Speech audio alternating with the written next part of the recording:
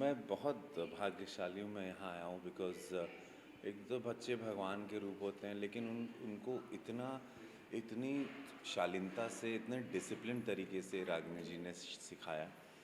अवधेश मिश्रा जी जो भोजपुरी के main villain हैं, आप उनकी धर्मपत्नी हैं, हमारी भाभी जी भी।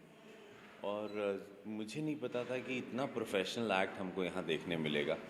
बहुत खुशी हुई, मैं यहाँ आया हूँ और सारे बच्चे यहाँ पे एक शैली हमको एक बहुत होनहार कलाकार के रूप में दिखाई दी। उसके बाद छोटे छोटे बच्चों ने भी बड़ा प्रभावित किया। अभी एक मणिपुरी डांस देखे लास्ट, तो उसकी भी जो मेन मुख्य जो परफॉर्मर थी वो भी, उनका भी बहुत अच्छा लगा। उन्होंने अपने होने वाले पति को डेडिकेट किया। तो ये जो बच्चों को, मुझे हमेशा ऐसा लगता है कि बहुत सारी पढ़ाइयों का बोझ, हिंदुस्तानी पढ़ाई अब स्कूल की बहुत टफ़ हो गई है, ये सारी चीज़ें सेम टाइम पे उनके दिमाग को शांत रखती हैं। तो हर माता पिता को अपने बच्चों को म्यूज़िक, संगीत, डांस में ज़रूर डालना चाहिए। ये चीज़ तो मैंने यहाँ आके सीखा।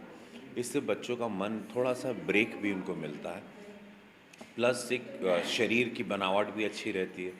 आप फिज़िकली, मेंटली, मानसिक रूप में बहुत स्ट्रॉन्ग रहते हैं। संगीत से प्रेम रहता है तो आप संस्कृति, संस्कार से जुड़ते हैं, आप में काफ़ी शांति आती। क्लासिकल फॉर्म ऑफ डांसिंग में हमेशा इंसान का मस्तिष्क और उसका संतुलन शरीर का बहुत कंट्रोल में रहता है, और उसमें एक अदब, एक तहज़ीब आ जाती है। स्पेशली जब लड़कियां सीखती हैं तो एक नज़ाकत आ जाती है। सो मैं सबसे कहूँगा, हर जितने हमको सुन रहे हैं माता पिता, आप लोग कृपया अपने बच्चों को किसी न किसी फॉर्म ऑफ डांसिंग में ज़रूर डालिएगा। Education is must, but same time they need to have some unwinding for their mind. उनके जहन को थोड़ा सा अनवाइंडिंग की भी सख्त ज़रूरत है।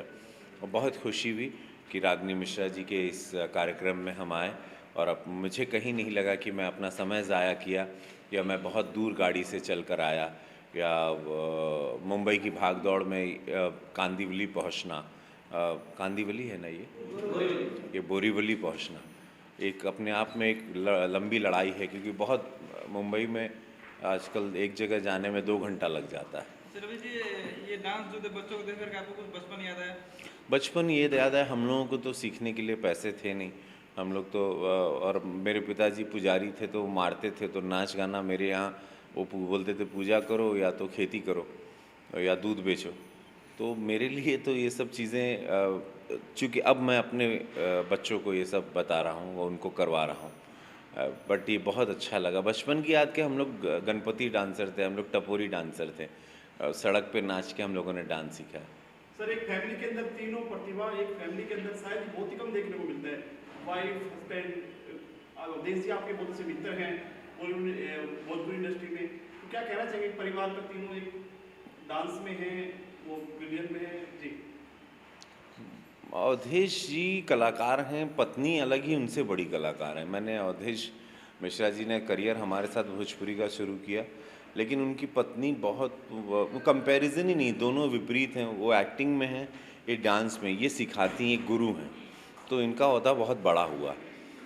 तो बहुत भगवान की माँ सरस्वती और भगवती की जब कृपा होती तो एक ही परिवार में सब लोग कला से जुड़ते हैं, और वो पूरा परिवार, हमेशा परिवार खुशहाल रहता है, क्योंकि वहाँ पे सब एक ही मन के लोग होते हैं।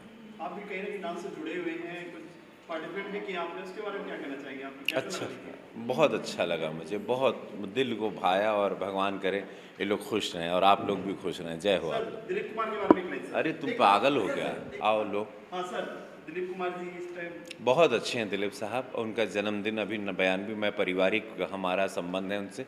उन्होंने मेरे साथ फिल्म बनाई थी, अब तो बंजा सजनवा हमार, और बहुत अच्छे हैं दिलीप साहब हेल्थ वाइज। अभी कल उन्होंने आमिर खान की फिल्म तलाश देखी, और भगवान करे अमिताभ बच्चन, दिलीप साहब, ये सारे लेजेंड, प्राण साहब, हमारे सारे, उनको हमारी उम्र लग जाए। आपका नाम? मेरा नाम रागिनी अवधेश मिश्रा है। रागिनी जी, आप अवधेश जी की वाइफ हैं, चलाते हैं, कैसा लग रहा है? मुझे बहुत अच्छा लग रहा है, और आज मैं यहाँ पहुँची हूँ तो सिर्फ मैं मेरे पति के बदौलत पहुँची हूँ। मेरा हर कदम पे मेरे हस्बैंड का, मेरे पति का साथ रहा है, और मैं चाहती हूँ, मैं ये संदेश देना चाहती हूँ कि हर पति अपनी पत्नी के अंदर छुपे हुए टैलेंट को निखारे, और कंधे से कंधे मिलाकर उनका साथ दे, तो देखिए संसार कितना सुरीला हो जाता है।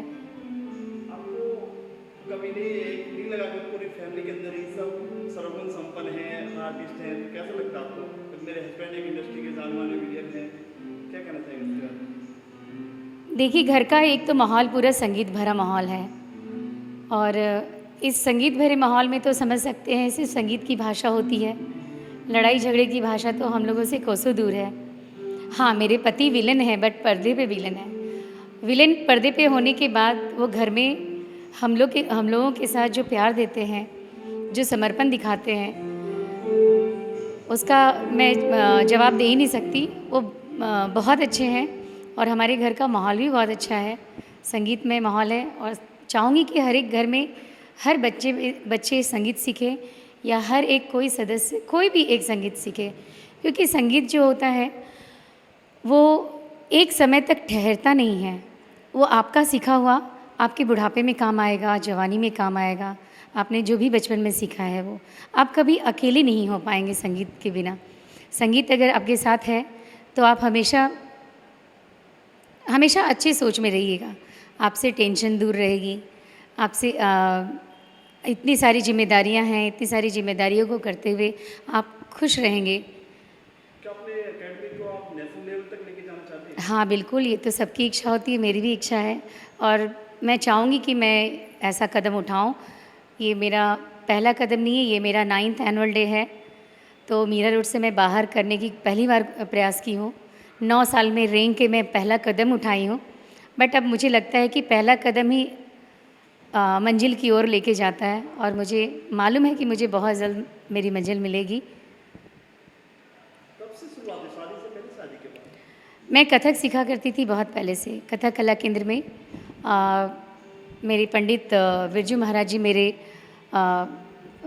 मान्य गुरु रहे हैं, और मैंने वहीं शिक्षा ली।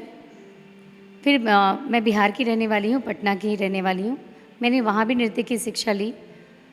मैंने संगीत में विशारद किया, नृत्य में विशारद किया, इंस्ट्रूमेंट में विशारद किया, और शादी के बाद मुझे ये मौका मिला कि मैं अपने अंदर के कला को, अपने अंदर के जो टीचिंग प्रोफेशन है, मैंने इसको इसलिए चुना क्योंकि मैं चाहती हूँ कि मेरे अंदर जो कला है सिर्फ मेरे तक सीमित नहीं रहे, वो पूरे समाज में जाए, पूरे हर घर में जाए। इसलिए मैं चाहती हूँ कि मैं ये तीनों कलाओं को सभी में बांटूँ, पूरे समाज में बांटूँ। आपके स्टूडेंट हैं, आपका नाम? मेरा नाम साइली भरत नार्वेकर। आप कितने दिन से सीख रही हैं? मैं 7 सालों से सीख रही हूँ। मैंने बीच में ब्रेक भी लिया था, लेकिन वो ब्रेक में भी मैं मैम को मिलने आया करती थी। मुझसे मैम के बिना रहा नहीं जाता। अब कैसा लग रहा है आपको स्टेज पे अपने गुरु के साथ? एक अलग ही एक्सपीरियंस है, मैं आपको ऐसे बता नहीं सकती। पहले तो मैं बहुत ज़्यादा नर्वस थी, लेकिन स्टेज पर आने के बाद एक थोड़ा सा स्टेज फियर, मैम को देख के थोड़ा सा प्रोत्साहन मिल गया, तो मेरा थोड़ा सा स्टेज फियर कम हो गया है। मैंने ऑलरेडी 4 परफॉर्मेंसेस कर दिए हैं। अब मेरा एक कंटेम्प्रेरी बाकी है और एक सालसा बाकी है। कथक की कर दिए, और कथक के मैंने सारे परफॉर्मेंसेस, कथक और माखन चोरी, ऐसे सब तराना, ये सब परफॉर्मेंसेस किए हैं। ये अलग अलग टाइप्स है कथक में। अपने गुरु के साथ क्या आप नेशनल लेवल पे जाना चाहेंगे? Yes sure. हम लोग एक्चुअली हम लोगों ने सोच कर रखा कि मैं और मैम एक परफॉर्मेंस ज़रूर देंगे साथ में, वो भी। तो मैं चाहती हूँ कि जल्दी से जल्दी मेरी मनोकामना पूरी हो जाए। रागिनी जी, आप फिल्म लाइन से जुड़े हैं, क्या अपने स्टूडेंट को किसी इंडस्ट्री में डालना चाहेंगे? आप फिल्म लाइन का ऑफर आता है आपको? जहाँ मेरे बच्चों की जो कला है उसको सराहना मिले, उसको प्रोत्साहन मिले, तो मैं ज़रूर भेजना चाहूँगी। कभी आपने अपने हस्बैंड से इस बारे में बात की? मैंने अभी तक तो नहीं बात की उनसे, क्योंकि अभी मैंने तैयार नहीं किया था किसी को। अब मैं तैयार की हूँ, तो शायद उन्हें मैं बोलूँ, क्योंकि उन्होंने हर पल मेरा साथ दिया है, तो इस बार भी वो मेरा साथ देंगे। और मैं चाहूँगी कि ये बहुत आगे बढ़े, मेरे पास ही रुक कर नहीं रहे। अब इसके आगे की जो ज़िंदगी है, बहुत सारे रास्ते खुले हैं। हमने सुना आप कुछ रियलिटी शो भी प्लान कर रहे हैं आने वाले टाइम हाँ, में? रियलिटी शो प्लान तो कर रही हूँ। अब देखिए, नेचुरली मैं क्लासिकल डांसर हूँ, क्लासिकल मेरा रहा है, तो मैं चाहूँगी कि उसी में कुछ रियलिटी करूँ मैं, कुछ अलग अनोखा रहेगा वो।